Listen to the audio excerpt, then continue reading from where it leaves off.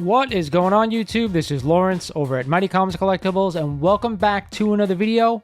You guys know what day it is. That's right, it's Thursday. We're here for the Hot 10 breakdown of the week, the 10 hottest comics according to the Key Collector app. You guys know I've been doing this series for close to about a year now, and I am loving it. I think everyone out there in the community is loving it as well. Before we get into the video, like we always do, guys, if you are not a current subscriber of the channel and have been digging my content, I want you to go ahead and click the subscribe button for me. I want you to tap that like button because it does help the algorithm out. And of course, I want you to turn on notifications because it does let you guys know when I post new videos. One more thing before I jump into this list, guys. I just opened the shop store at my website for all the books I'm going to be selling online. I do have an eBay store, but I figured I'd send some of those books over to the online shop. This way there's no tax, there's no fees, and you guys could have better prices. So if you're interested, I only have a few items on there as of yet, but there's a lot more stuff coming. MightyCollects.com. With that said, we're going to jump in here at number 10. It is a copy of Fantastic Four Annual number 2, The Origin of Doctor Doom. Now, this book I think was number 1 last week, and now it's fallen to the 10 spot in a CGC 4.0. Just sold last week for $699, up 64% since 2021. You guys heard me last week. I said in low grades, I want to be a buyer of this book. I think last week was around $200. Now a 4.0 for almost $700. To me, that seems a little rich for an origin story. I know Doctor Doom is a huge character and he's coming to the MCU, but I don't want to spend $700. I'd rather take that money and put it elsewhere. Awesome book. I want it in the collection, but not for this price, guys. At number 9 this week is a copy of Daredevil number 168, the first appearance of Elektra. This is also the first solo work by Frank Miller on the Daredevil franchise. This is a double key if you guys haven't realized. I have been screaming about this book for a better part of a year and a half that it was a buy and a CGC 9.0. Just sold last week for $650, up a whopping 8% since March. We all know Daredevil is now in the MCU, and wherever Daredevil goes, Elektra is not too far behind. If you guys haven't picked up a copy of this book, I still think it's affordable, I still think it's a good buy, and I'd be all over this one if you guys don't own a copy as of yet. At number 8 this week is a copy of Batman number 232, the first appearance of Ra's al Ghul, and of course it's also the second appearance of Talia al Ghul, and a CGC 6.0.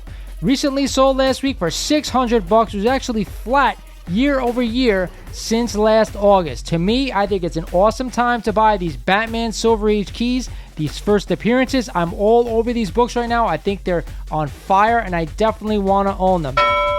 $600 for a 6.0, I don't think it's that bad, especially because of the type of character that Ra's al Ghul is. I'm not too sure if he's ever going to show up in a DC Universe film again, but he has been immortalized by Liam Neeson in Batman Begins and that trilogy, and this book is only going up in the long term. Yes, I am a buyer. At number 7 this week is a book that hasn't been on the list before. It is a copy of Avengers Interfere number 10, the first Man-Thing in his own series. I believe the first appearance of Man-Thing is in a magazine-style book. Correct me if I'm wrong, guys. But this one is a nice alternative to have. And a CGC 7.0. Recently sold for $200, up 67% since 2019. Like I said, this is the first time this book has been on this list as long as I've been doing the list. And I am definitely a buyer of this book. It's going to be a rough time out there to try to find the first appearance of the Man-Thing. I think this is the next best thing if you can get this copy, and it's still relatively cheap and high grade for $200. I'm all over this one, but it may take some time for this book to go up in value quite a bit, right? We're not sure when the Man-Thing is going to show up in the MCU, or possibly, in my opinion, it's probably going to be a Disney Plus show. I'd be all over it. Hang on to this book long term, and let's see where it goes. At number 6 this week is a monster spec book, one of the biggest books ever printed in Marvel history. That's right, it's a copy of Fantastic Four number 1, the first appearance of the first Marvel family, the Fantastic Four. And of course, they were on the list last week and now back on the list this week, a CGC 1.8. Just sold last week for $18,600, up 22% since 2021. This book has really shot up into the stratosphere over the past year and a half, especially since Kevin Feige announced our own Fantastic Four movie. If you guys haven't seen Doctor Strange Multiverse of Madness yet, I don't want to spoil it for you, but we do have a nice cameo of a major character in that movie. Go check it out. Am I a buyer of this book? You're damn right I am. This was my best buy of the week last week, and this might be my best buy of the week this week. Let's stay tuned to the end of the video to find out. But yes, I'm 100% a buyer of this book. At number 5 this week is a copy of Journey into Mystery number 84, the second appearance of Thor. But moreover, why this book is hot right now is because it's the first appearance of Jane Foster. So 2 huge keys in this book, a nice Silver Age key.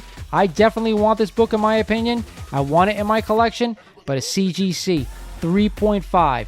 Just sold last week for a whopping $2,000, up 10% since July. Now, if you're a big Jane Foster fan or even a big Thor fan, you want this book in your collection.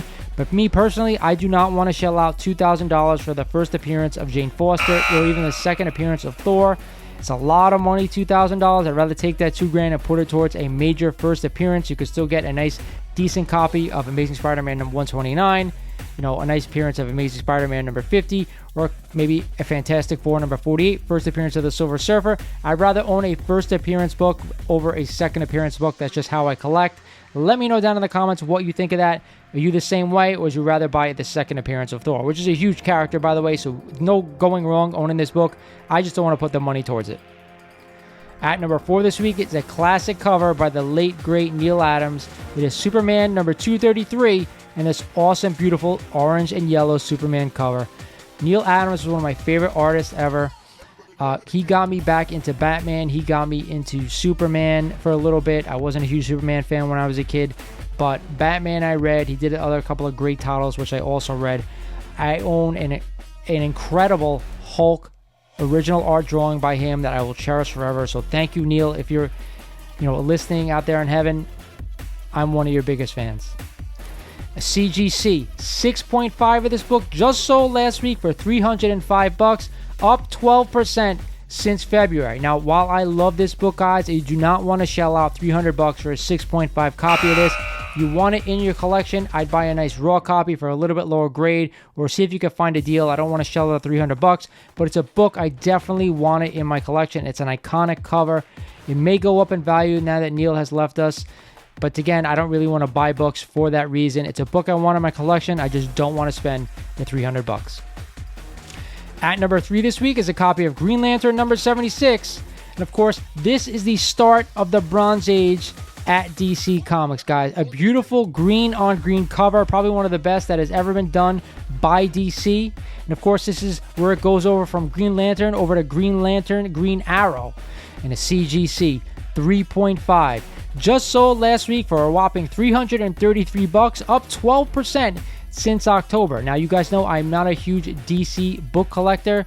That's about to change, guys. I think DC books right now are super undervalued, and I think the Batman movie is about to change fortunes in their favor. So yes, I'm buying this book right now 100%. I know there's a Green Lantern movie going to be coming out on, I think, HBO Max, even though I think it's going to be focused on Jon Stewart. Regardless, I think all Green Lantern books are going to go up in value if this movie hits. I'm hoping it does. I'm not a huge Green Lantern fan, but I am a fan of DC keys, and I hope this one goes higher. But yes, I'm a buyer.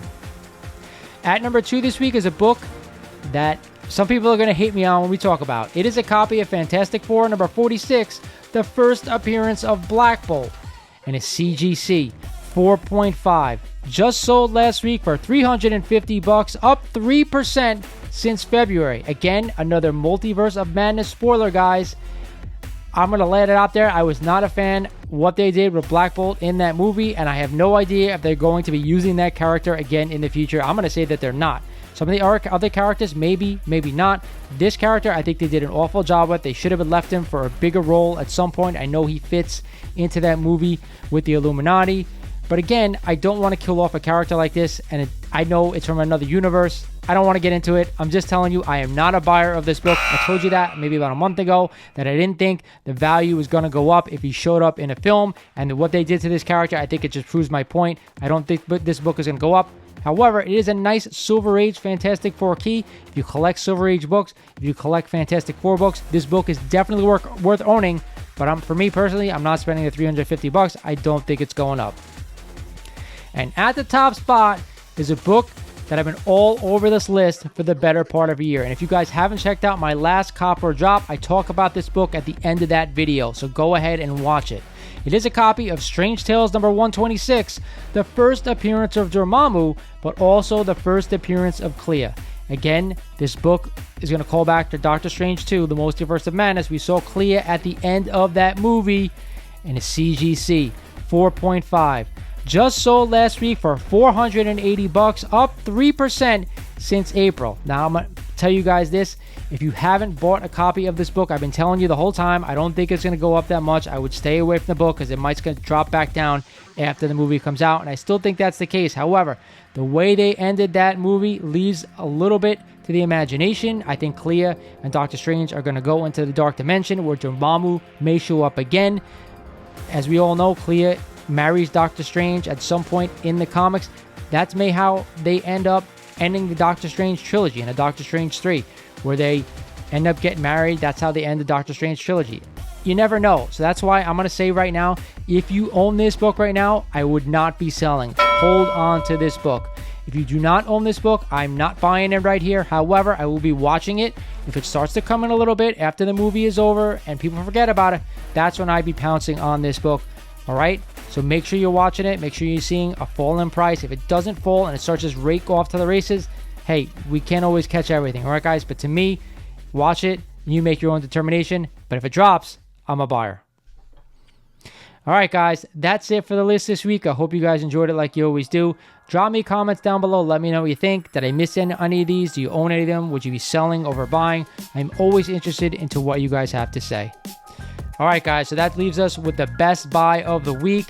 The best buy, in my opinion, I have to do it again. It is Fantastic Four number 1. Anytime you can own a blue chip Marvel key, you have to do it. If you can't afford it, I totally get it. But if you can, you should be all over this book because it is a nice long-term play on these characters and the way the MCU is going. They're probably going to do a trilogy for the Fantastic Four. This book is only going to go up. So that's my best buy of the week. With that said, guys, this is Lawrence over at Mighty Comics Collectibles saying thank you for watching, and I'll talk to you guys soon.